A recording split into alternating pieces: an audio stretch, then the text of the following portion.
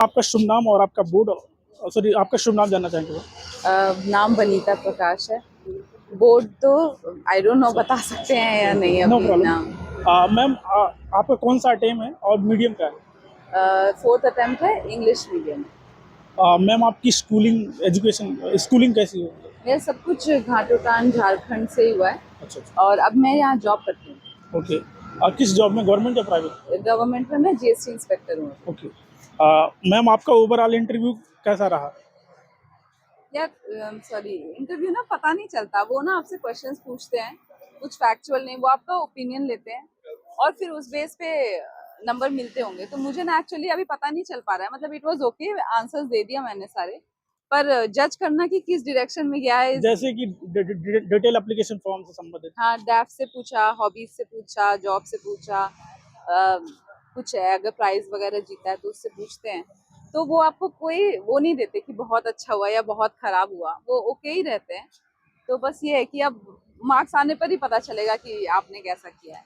Ma'am, आप क्या IR से रिलेटेड भी क्वेश्चन हो रहे हैं? मेरे से तो पूछा नहीं, मेरे से तो मेरा जॉब प्रोफाइल पूछा और हॉबी और ये सब पहले बच्चों से पूछा होगा, पर मुझसे तो नहीं पूछा। ओके। मैम, आपने प्रीलिम्स की तैयारी कैसे करी थी और आपने कैसे कोई तैयारी कर सकता है? अभी प्रीलिम्स 2024 आ रहा है। फिल्म्स की तैयारी, बेसिक बुक्स पढ़ा था, मॉक्स लगाए थे और रिवीजन किया था बस। कितने टेस्ट आपने प्रीलिम्स के लगाए थे? नहीं, मैंने टेस्ट तो सारे ही लगा देती हूँ मैं, जो दो बेसिक करते हैं लोग, विजन इनसाइट वगैरह, वो मैं कर लेती हूँ सारे मॉक्स। ओके।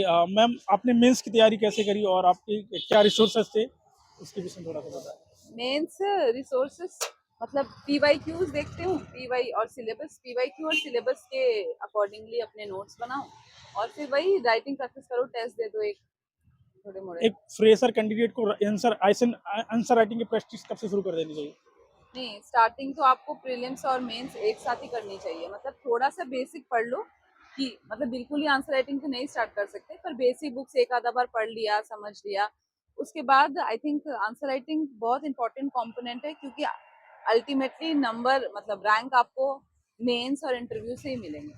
आ, किसी को इंटरव्यू की तैयारी कैसे कर सकते हैं और आपने कैसे करी थी? कि इंटरव्यू की तैयारी, मुझे अब इंटरव्यू देख के समझ में आया कि there is nothing as such interview की तैयारी।